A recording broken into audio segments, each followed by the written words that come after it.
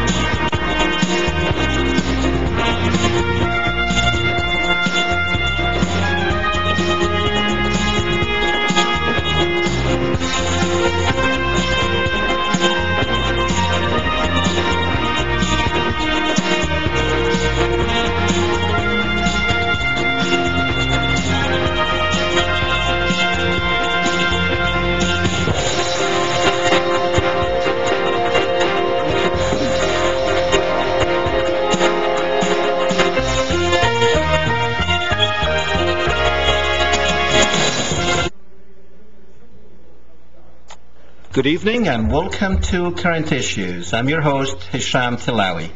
Tonight, ladies and gentlemen, we have a treat for you. There's two of us here in the studio.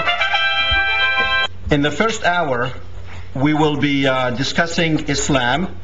We have a guest who will be talking to her from California, Angella Collins, who converted to Islam right after 9/11. And also in the studio with me, I have Carmen Broussard, who is from Lafayette, and she also converted to Islam. We'll be talking with Carmen in a little bit and see exactly what took her to convert and what it means.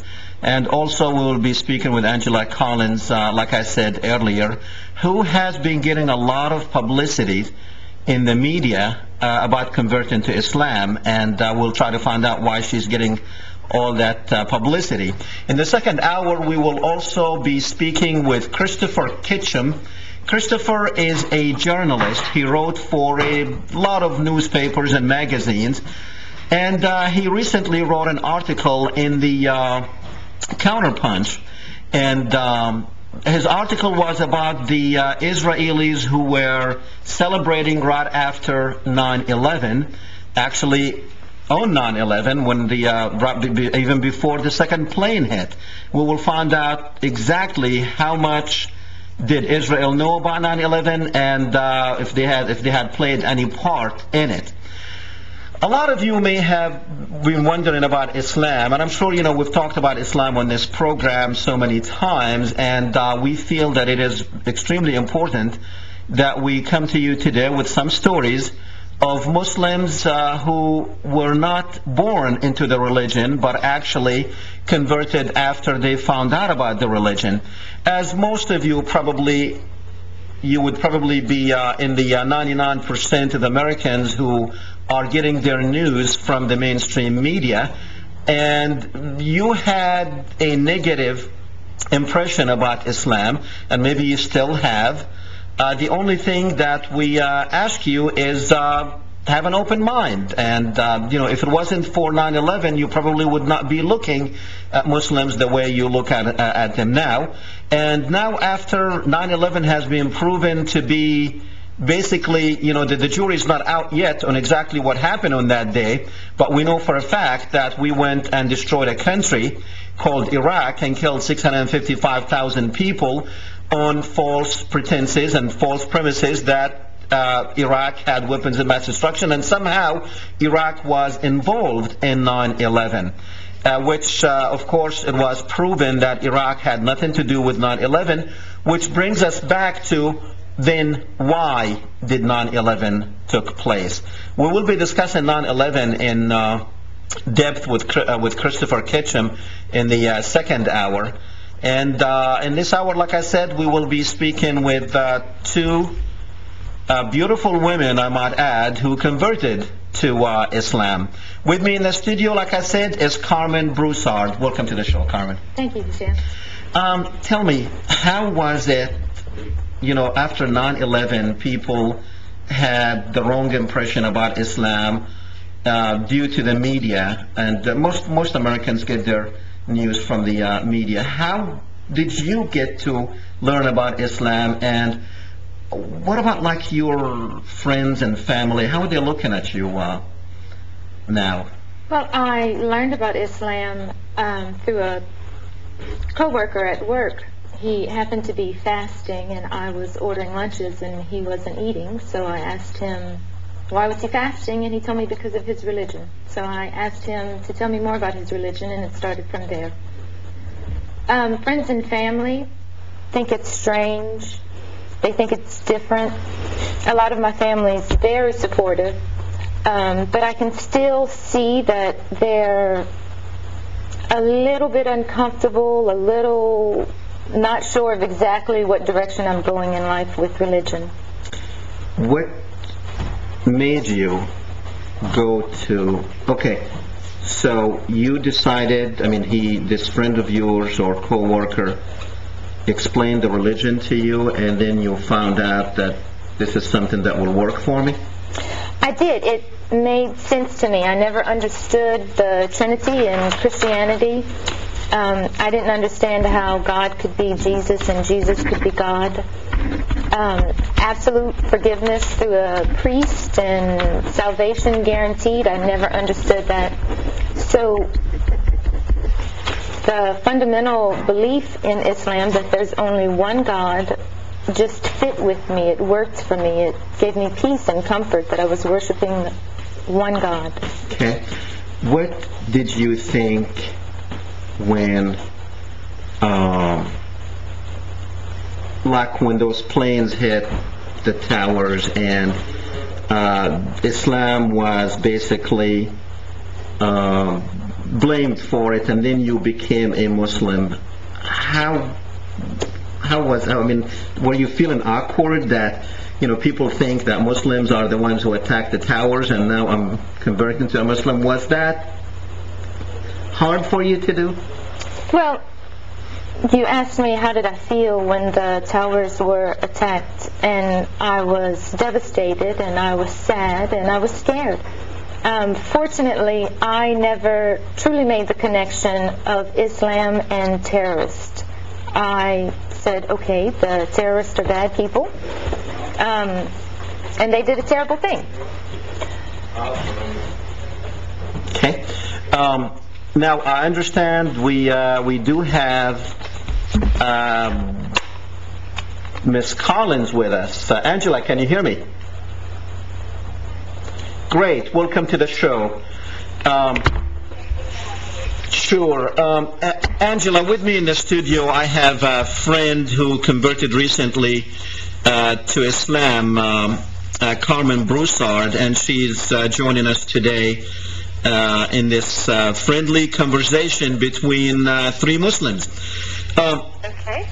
Tell me, Angela, I know you had converted right after 9/11. Was 9/11 was it what made you convert, or were you planning to convert and then 9/11 happened?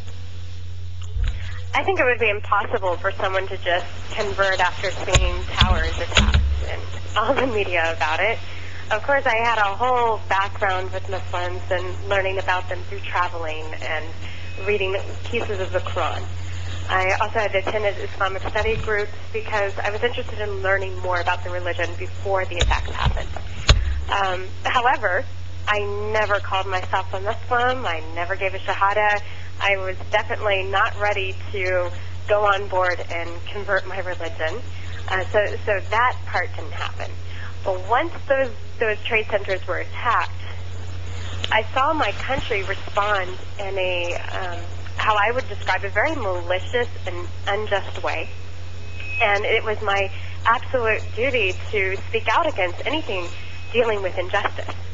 And I think this is kind of the root of what makes us all Muslims, is when we see something wrong, we have to stand up for it. We can't just stay silent and allow it to continue. So I found myself behaving like a Muslim and defending it, but still had not called myself a Muslim. And then in that experience of passionate cry out for stopping this injustice and stopping these fingers pointed at Muslims, I found myself challenged without knowing a lot about what the religion actually teaches. So the only way to find out is to pick up the Quran and read it. So it's precisely what I did. I read the Quran, and in the process of reading it, I had this very unusual experience where every idea that I had about Muslims and Islam was wrong. And the more I read, I became addicted to the material and found myself giving my own shahada that November, right after September 11th. Now, Angela, you chose December or Christmas Day to tell your family that you converted to Islam. Why did you choose Christmas Day? That was not my plan. I blame my mother 100%. No, I'm just joking, actually. What happens on Christmas Day is everybody talks about the thing that matters most to them, which is their religion and how they identify themselves. And my mother kept making reference to praying to Jesus, and these things happened, that the whole family came together because Jesus brought us together. And I had made a choice not to talk to my family about it before that because I knew they would never understand, and I didn't think it involved them at the time. Later, of course, I found out, of course it did. But when my mom said that, everything inside of me shook. And I realized I can't cooperate with that belief anymore. I can't pretend like it doesn't matter, because it does. And I came out and I told Mom, actually, we're all here right now because God had a plan and God made it happen.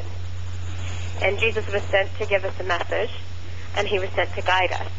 But he doesn't do these things. Only God does. And her response was saying, well, if you're a Christian, you believe this. And I said, yeah, I know. See, that's the thing, is that I've decided I'm no longer a Christian. I've advanced. I'm now a Muslim. Okay. So I thought it was the next step after. Now, let me ask you this. Did you find that there is a lot of differences? I mean, we're not talking about the difference in theology, but difference in teachings between Christianity and Islam. Is there a lot of difference when it comes to, let's say, mannerism or... No, they're the same.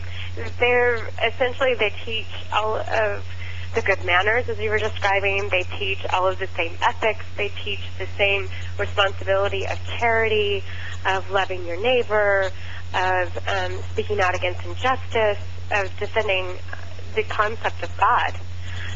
So they're so similar, but it just lies on that one misunderstanding, which has to do with the position of Jesus and what is his real role. And I think that's really the primary difference between the two. Okay. Now, are you, the philosophy of God to you now, is it any different from when you were a Christian? Yeah. Like the way you understand what God is it any difference from your upbringing and now? Well, my upbringing, I was always taught that God was three in one. My family is Catholic. So I accepted that until I started to reason it and started to try to make sense of it.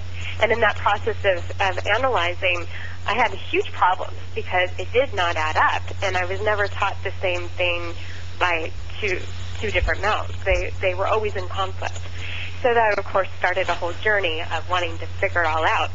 Now, the interesting thing is, although I was taught that my whole life, I have a journal that I used to write to God in the evenings when I was in high school. And in the journal, I would find myself writing to my Lord as my creator.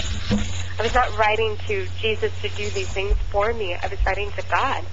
So it's interesting that I grew up with that understanding, but yet I still practice in a way of knowing God is the creator alone. Okay. Now, I was wondering, Angela, why the media was so much interested in your story when on an annual basis there's 20,000 Americans who convert to Islam. And so I was just wondering, why Angela Collins? That's a great question. I ask myself that all the time, too. You know, the only thing that I did is I said, okay, well, I have... You are the chosen one. Yeah, I have a voice. I have guts. I don't have a lot of fear. And use me the way you need me. And he did. He kind of just opened the path. And the whole thing is that People magazine, they had someone else picked for it. They had interviewed me back in February, and they said, you know, thanks for your interview, but we're going to go with an attorney in Chicago. And then as time went on, the story kept unfolding with new editors, and then they said, you know, we remembered your story, and we think that maybe we want to go this direction now. So they re-interviewed me, and then they sent out photographers, and just one thing folded into another. I was supposed to be just sort of a supportive role in the story, not the story. And then they end up putting my picture on the center cover, the centerfold cover of it. And from there, just media just started contacting me like 3 times a day and fighting for me to come and do the first interview. Now, why me? I don't know. I just speak my mind. That's about it. Okay. You are a principal now of an Islamic school, I understand? Yes, over at the academy. How is it dealing with Muslim children who were born here compared to, let's say, Muslims who came over at an older age? Do you see a difference in their understanding of their faith? Absolutely. I think kids who are born here are very privileged, and they have no idea how much they have.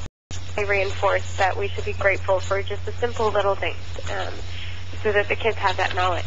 And then I had a very scary experience where I was giving presentations in the classroom, and I asked the kids, when testing their knowledge about different European nations, what was the growing religion in Denmark. Actually, there's a 4% increase every year of Muslims in Denmark. And the kids would say, Pakistan. And I'd say, what do you mean, Pakistan? They said, that's the religion. So I got really scared, and I realized, no, we need to reinforce the vision of this school and make sure that they know the difference between their parents' home country and the religion that bonds us all and keeps us in common. So we transformed our whole Quran program where they're no longer just memorizing the surahs and the tajweed. They're actually understanding it and knowing the history from where it came from. It's not okay to just say, I can do this, without knowing what it means, because it's your primary purpose in Islam. So yeah, I would say for those who convert to Islam, they know very much what Islam is and what it means. But for those who were born into it, they often kind of just take it as a ritualistic activity taught to them by their parents. So they need to be reminded. Yeah, Angela, stay with me for a second. I'm going to turn into Carmen Broussard and have her comment on that. Is it like difference between like people who are born into Islam and people who are coming into Islam, that those who are coming into Islam get to understand it maybe better? Well, I think when you're coming into Islam, it's such a big encompassing religion, and you're excited and you're enthusiastic, so you're hungry for information, so you reach out for a lot of information. You're excited about doing it, you're practicing it as hard as you can so you can get it done right. So I think a newcomer is just very excited and anxious, and I think when a newcomer comes in, it brings excitement in the community, and the community starts to rebuild their strength in their religion and interest in a newcomer and things like that. Angela's been a Muslim since 2001. And I know when about a year ago that you have converted. This past Ramadan. This past Ramadan, okay. Do you have any questions for Angela? Maybe because she's been in it for 3 years. Any questions for her? I'm curious about when you started wearing the cover, Angela, and did it hinder any opportunities for you before you started doing the media? Well, this is an interesting topic that you bring that up regarding the cover, because to be quite frank, I feel it's the most unfortunate thing that becomes the center of concentration in our religion, and not on the actions that make us Muslims through our everyday deeds. Now, regarding the cover, when I first became Muslim, I was taught that it was that it was a requirement that I would have to wear the cover. So I immediately followed it, not wanting to be disobedient or just following what needed to be done, because I believed in the religion. So I started wearing the cover, and it was scary at first, but then I got kind of used to it. And then what was odd is when I would wear it, I got so much attention. It was unimaginable. It was a little overbearing. Not attention of, oh, that's a Muslim look. No, it was more that Muslim men would approach me in the street. I would get way too much attention from men, and it was not serving the purpose that it needed to have. So I wanted to know more. And I did a lot more research about hijab, and I looked specifically about the ayahs regarding women's requirements in dress and so forth, and through a lot of analysis. And one thing I came to discover, and I take this as my own personal responsibility, I'm not being an advocate or saying what is or what isn't, is that it wasn't specifically stated, and I believe for for a very specific reason, except for the Prophet's wives. So in this case, I found myself in a conflict. And I took off the hijab because it wasn't serving the purpose that I had. And then time went on, and I was called upon to speak in front of our communities and be very involved as a public speaker for Muslims here in Southern California. And in the process of coming up in front of Muslims, I was almost harassed about not wearing the hijab. It was to say that if you don't wear it, then you're not a Muslim. And it became overbearing. That it was easier for me to wear the hijab in front of non-Muslims than to not wear the hijab in front of Muslims. So I ended up putting it on when I was in front of Muslims, just to get the focus off of what I looked like and what I was saying. And then I was offered this position in front of an Islamic school, and they knew that I didn't wear the hijab and asked would I mind wearing it for the purpose of the school. And I said, absolutely not. I like wearing the hijab. I don't have a problem with it. If it's required for the school's purpose, I'll do that. And I did. So every day I'm wearing the hijab. Now the problem is I'm having a major identity crisis at the same time because I still have not made a personal choice of wearing that for my own personal life. Yet everybody who knows me sees me just with the hijab. So it's been a very much an exclusive situation that you don't find many people in. I wear it for my professional life, which you'll never hear outside, and not so much for my personal. And I have to say that in a heartbeat, I would wear it for my personal life if I had the full understanding that this was hard, but it has not gotten through tons of research to anywhere close to that understanding. And it's really quite frustrating for me that that's the center topic about being Muslim for women. I agree with you that it's unfortunate that the cover comes up in different cultural situations that come up versus religion. But I think to make people more comfortable, bringing up the cover and bringing up things like that makes people a little bit more comfortable. Because the first thing an American will ask is, well, why do they wear a cover? Why do they have to cover from head to toe? So that's why I brought up the curiosity and the hijab. And I agree with you that sometimes the community can give you more of a hard time for not wearing it or not doing something than Americans standing around you. Now, Angela, let me ask you something. I mean, what is your understanding of the hijab?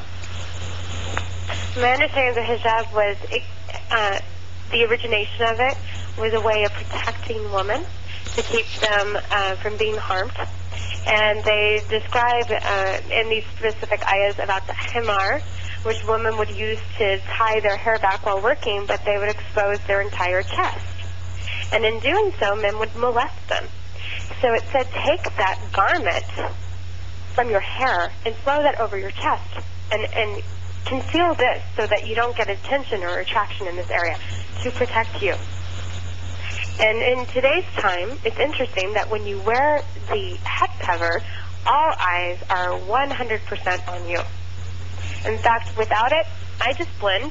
Nobody notices or sees me as anyone different than anyone else, except that I'm usually in modest dress and not participating in wearing. So your feelings that the hijab is not a religious obligation?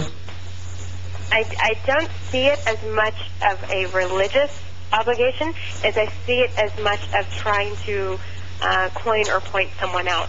Even when I would wear it, people would not think of me as a Muslim because their idea of a hijab is a woman from the Middle East. So if they saw it, they would just be like, wow, is she sporting some sort of new fashion? Is this a new design? Because they look at my face and they don't put the two and two together. So there's sometimes a misunderstanding of the hijab's representation or what the purpose of it is. But the problem is here, at least in this part of America, it's not serving the purpose of protecting the woman from being harmed.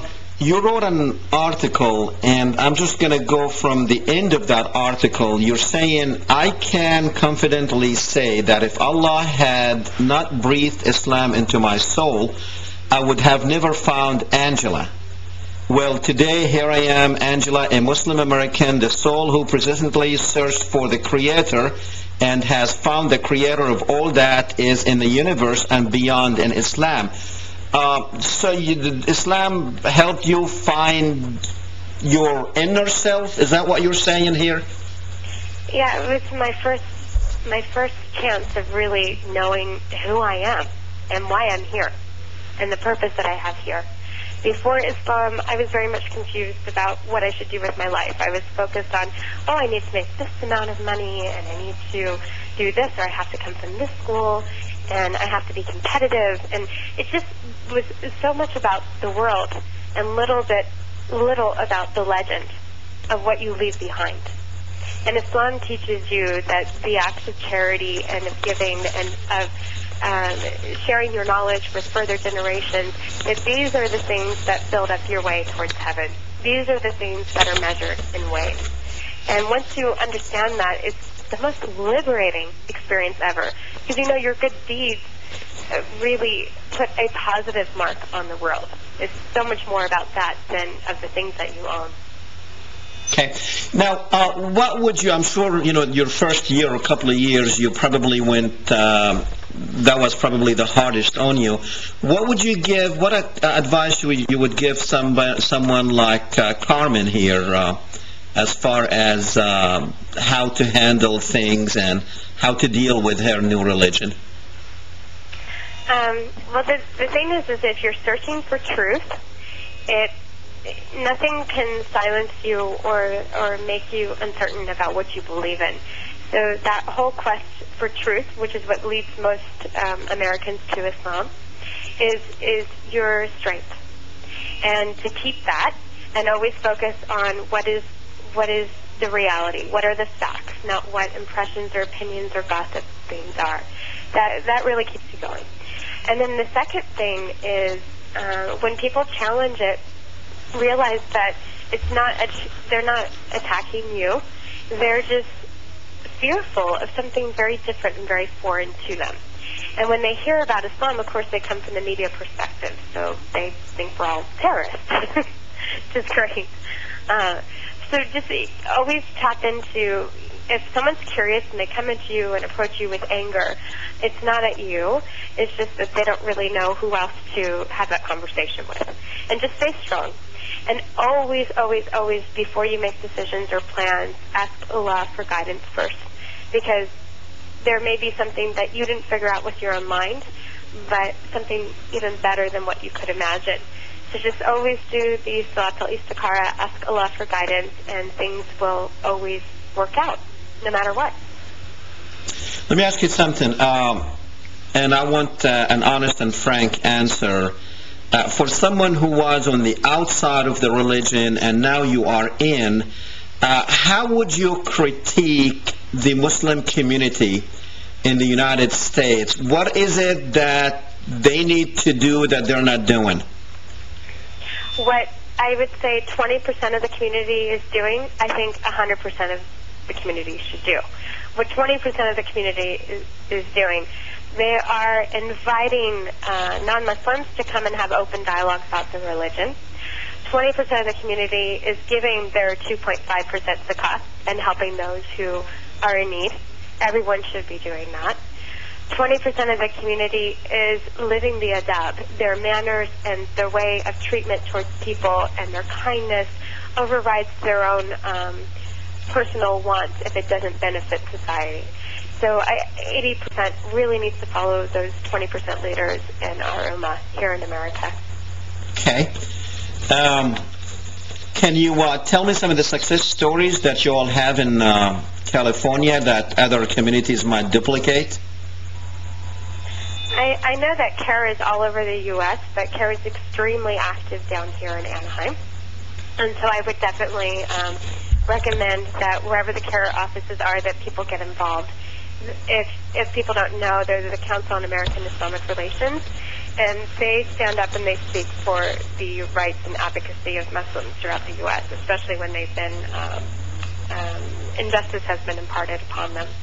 The second thing I see here that we have we're making our social communities a little bit stronger over the years. And I see like when Eid comes, it becomes more of a festival gathering. So we'll rent out a place called Boomers and have all the kids come together on that day to really celebrate and make Eid a joyous occasion.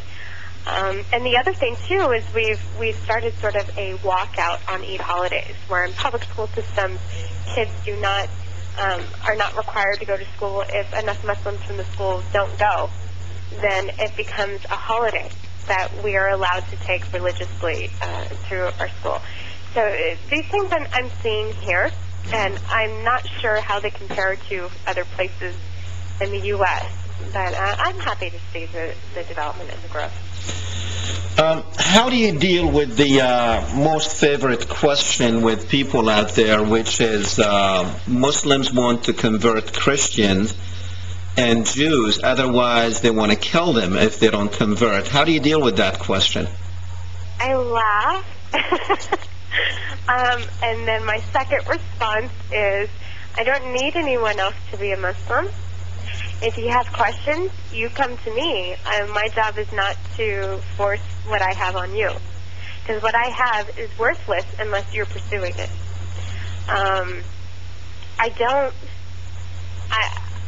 It's such a fabrication. It's laughable. I think that's the only reaction I can have.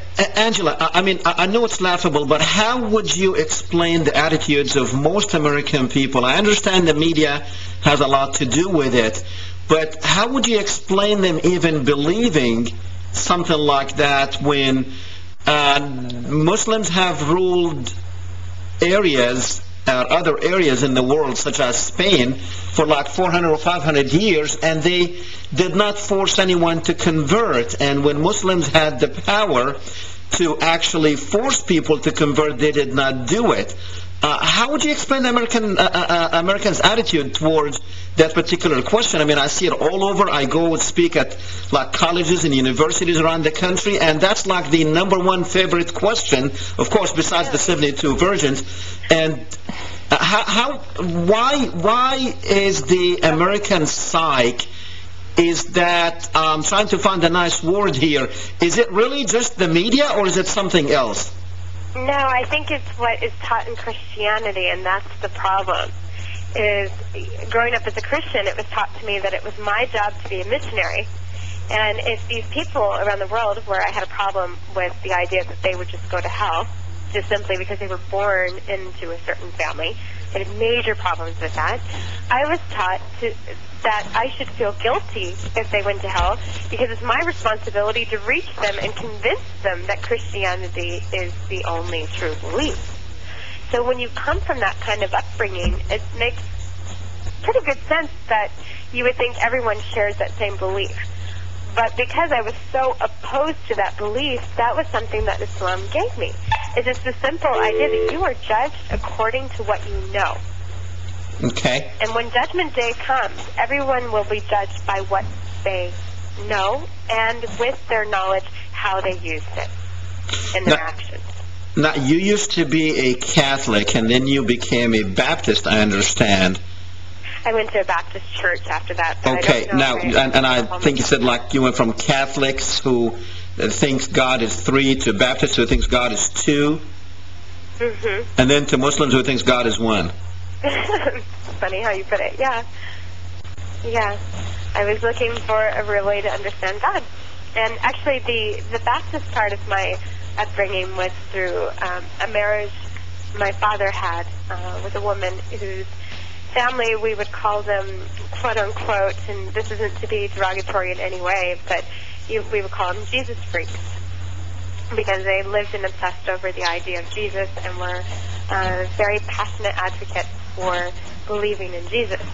So from their influence, we got really involved in the Baptist church, and it became more of a social thing, to be quite honest. It was fun. Every night of the week we were doing something in the church, and you became, useful and active.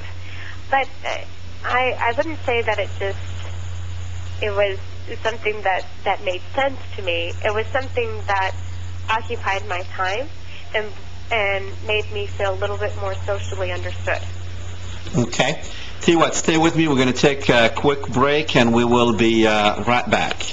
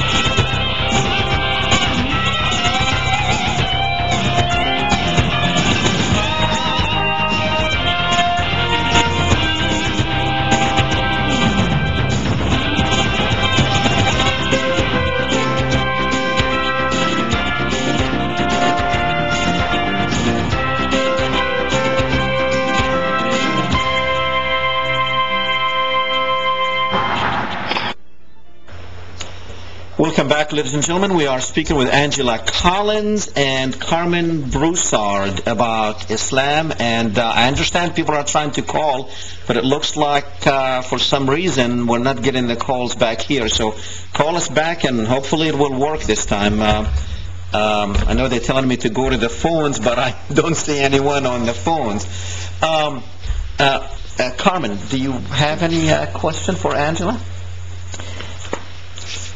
About the hijab, maybe, or? Well, I already covered the hijab, but Angela, I think it's great that you sound proud in your voice, you sound confident, and you're doing things to get Islam more promoted in society, which I think is the biggest thing to dispel the fear of all Muslims are terrorists. So I think it's wonderful. What about the terrorism and Islam, Angella? How do you tackle that problem? That's a really good question, and I would love to sell it if I could package it. Of course, the terrorism is highly political in nature, and religion is something that motivates the masses, and religion is probably, I would say, 15 times stronger than the sword, because you're dealing with people's identity and their passion, and you're using it in a way to politically propel an idea. So what we see with the problem with terrorists often has to do with economic situations, it has to do with ideological issues, a lot of anger, a lot of hate by maltreatment and oppression, and this is sort of an awakening of what happens when people are mistreated. But they use the religion as a way of defending their actions, even though they are not following a very strict code of ethics and the rules of engagement of war, and the rules of engagement in how you encounter any kind of attack, and especially if you are the attacker. There are very specific guidelines with it, and they're completely ignored, and they're completely overruled by terrorists, and in that way they're not representing our religion at all. Which is why we send out fatwas and say, hey, This is not on behalf of what we say for our religion, because we need to follow exactly what the Quran spells out in regards to this. And these things are unacceptable. You can't do it. It doesn't represent Islam. So it's really, we need to gather up a little bit more and speak a little bit louder when we have our fatwas. And we need to speak out against injustices when it comes to whether they consider a defense or an offensive. By the way, I was born a Muslim, so I've been a Muslim all my life, and to tell you the truth, I did not know of Muslim or Muslim terrorist or terrorism until after 9/11, when we started hearing about Muslim terrorists. And are you asked, like, if you know any terrorists? Because I am asked, sometimes, like, hey, do you know Bin Laden? Do you know these people? So it's amazing how this thing just it spread so fast, like wildfire, in so short of a time, linking Islam with terrorism, when reality is far from that. It is very far from that. In fact, the highest number of terrorist threats in the world is in South America, and it has nothing to do with the Middle East. But, of course, we know why all the media coverage is on the Middle East, and it all has to do with economics and oil staging. And in order to get support from the Americans who are paying the dollars to make our wars happen, we have to package it in a way that will participate. So we use the standard film formula of good guy, bad guy, hero, villain, and let's make the villains Muslim people. There we go. The Muslims are the evil ones. So how do we get rid of the evil ones? We go in and attack their country. And while we're there, we just won't let the American public know what we're doing. But they'll support us because they'll think we're getting rid of the bad guy. And it's just as simple as that and as pathetic as that, and that's exactly what's happening.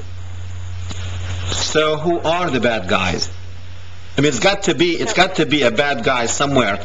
Who is the bad guy? Well, there are good and bad on both sides. Both sides. I mean, certainly I'm not speaking to say that all Muslims in the Middle East are innocent victims. Hardly. I don't even see Muslims as victims, to be quite honest. I think we all have a role to play. I'm not a victim at all. And we have to use what Allah gave us to correct these false ideas of the religion. Whatever we have, we're responsible for that. And us staying silent, and us hiding in our houses, and us cursing Americans or Westerners or politics does nothing to improve the situation. So that makes us responsible. And in a way, it actually makes us a bad guy. So we have to change our condition in order to improve the situation. And wallahi, I know that if we had all the Muslims working in unity together, following the right code of conduct, that does not mean attacking American embassies. We will see a huge difference in the understanding of Muslims in the world. But we need those numbers. Okay. Now, what do you say to people when they say that Muslims want to take over America? And if I see the numbers are correct, where 20,000 Muslims are, 20,000 Americans are converting to Islam every year, before you know it, someone will say, well, yeah, you want to take over America. How would you answer that? Sorry, there comes the laugh again. Well, it's interesting that you bring that up, because I don't know if I can answer that question, to be honest. But Islam is growing in the West, and it was sort of a prediction that Islam would eventually come out of the West instead of from the East. So I think that idea is becoming true, and I see it growing here. I think here in America, Americans are responsible for the situation 100%, because I'll tell you something. If media did not lie to me, and if media did not give me false ideas about a group of people, I do not believe I would be a Muslim. So the way the media has packaged Muslims in the world has actually encouraged my quest for knowing more about them, in which I did world travel, and I met them, and I lived in their homes, and I listened to their understandings, and wanted to know the truth instead of the lies. And when I was in Greece and they told me how horrible the Turkish people are, I got on a boat and I went straight over to Turkey and kept my trip short in Greece. And then maybe it's just the way Angela is and how she responds to the situation. But I think America did that to me. America made me Muslim. Okay. Tell you what, we have Juanita waiting on the line, so let's go to Juanita on line 1. Go ahead, Juanita. Yes, good evening. How are you? I'm fine, thank you. Good. Excuse me, I've been studying, I guess, the lines between Christianity and Judaism, and I don't know very much about Islam. And to be fair, I've been watching you quite a bit, and at first I didn't know what to think of your program. I didn't know which way you were coming on to people, if you were anti-this or anti-that, or, you know. But, I'm not anti-anything. well, right, I've come to see that, and I'm watching you more and more and learning some things, you know. Yes. And I have some basic questions. What are the main differences between Islam and Judaism and Christianity? I know that's a broad question, but we all believe in Abraham, and take it from there. Okay. Angela, what is the biggest difference or differences between these three religions? Let's talk about the common things between the three religions. Yeah, of course, the common things are all the prophets. Muslims accept all the prophets brought to them through Judaism and through Christianity. So Muslims believe and revere Jesus very much. Jesus is considered one of our holiest prophets. He was brought the message, as well as Moses. He is also of that same standing. Now, I guess how we're really going to sum this up and make it different is we know that at Judaism, they did not continue and accept Jesus as the prophet or as the Son of God, either or. They kind of just stopped at their line of prophets. In Christianity, they accepted everything of Judaism and all the prophets in the Old Testament, but then they stopped at Jesus. Even though in Deuteronomy, there was a specific verse, I think it was 15 to 18, it talks about the coming of the prophet Muhammad, coming to tell and correct the misunderstandings of their religion.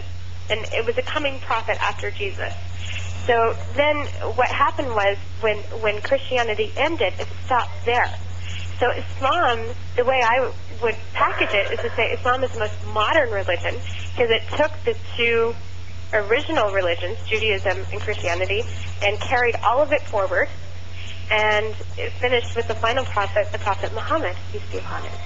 And so it's carrying the legacy. Now, all the prophets stem from Abraham, and actually when we revere Prophet Muhammad, we also revere Prophet Ibrahim because he was the first to basically demonstrate being a Muslim through his actions. And being a Muslim is something that's timeless. It's not just that you started after the Prophet Muhammad. No, being Muslim means that you're submissive to God. The Prophet Abraham was submissive to God, and we consider him a Muslim, as we consider all the prophets Muslims. Okay. So it's sort of a continuation of it. Okay. Carmen, what would you think some of the differences between Islam and Christianity, and the commonality too? In my humble understandings of Islam thus far, some of the major differences in Islam and Christianity would be that there's only one God. And I think it's believed that God doesn't need a spouse or children or a son like Jesus, so he's only one. There's no extension of him. And the other fundamental difference that I found was absolute salvation. In Islam, you don't go to a priest and confess your sins, and the priest tells you to say 10 Hail Marys, and you're forgiven. You ask God directly for forgiveness in hopes that he will forgive you. We believe he's a very forgiving God. You just need to repent and ask for that forgiveness. I think some of the similarities are, just as Angela was saying, we believe in all of the prophets. We believe in Jesus. We believe that Jesus performed special miracles. And it is peaceful, and it's love thy neighbor, and a lot of the 10 Commandments, do not kill, do not steal, You shouldn't covet your neighbor's wife, which is why women dress more modestly in Islam so that they aren't coveted. Okay. I'll tell you what, we're going to go back to the phones with Joel. He has a question about the hijab. Go ahead, Joel. Yes, hello. Thank you for taking my call, Dr. Sure. Tillawi. You're welcome. I want to go with the comparison. I noticed we hear a lot of propaganda about Islam and the women, how they're covered, and they, the American women seem to think that that's some kind of oppressive thing. I want to compare it with the Catholic Church and the nuns. These nuns are covered from head to toe, but you never hear an American woman or a Christian woman say how it's oppressive to the nuns. We still have the elderly women today. They cover their heads going to church. But we see the younger women, how they've gotten away from that. In other words, it's some new age critique now. You're old-fashioned if in some way, shape, or form you cover your head. My grandmother does it. My great-grandmother does it. They all, before they go in there, cover their heads. They have these little things that it goes up. Is that the same? Where did that custom and tradition come from, if not from modesty? To me, this has to do with modesty. If it doesn't, then why aren't the American people so outraged over the Catholic Church's fact that the nuns are covered from head to toe? And I just want to know, hear your comment and see what you think about the fact about the Catholic nuns. They're covered. Their heads are covered. Their whole bodies are covered. But you never hear anybody critique it or downplay it or say that it's oppressive to women. I just want to know what you think and feel about it. Thank you. Thank you.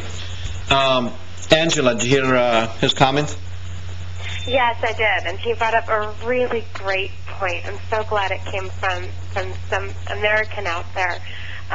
It's true, actually. The reason the Catholics cover their head in the church is that it's required that when you do submit to God in prayer and in worship, that you cover your head, and that's in the Bible too, by the way.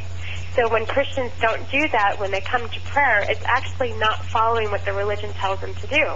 And the same way as Muslims, we're required to cover our head when we submit to God too. The action of covering our head and submitting to God in our prayers is an act of humbleness, of humbling ourselves and saying, we are only what you make us to be. And so in this, I submit myself to you, and I give you my full attention and my full love in this prayer. Now, why the dissent between Muslim women covered head to toe and nuns given this ultimate respect? It is kind of a farce in a way. It's really quite funny.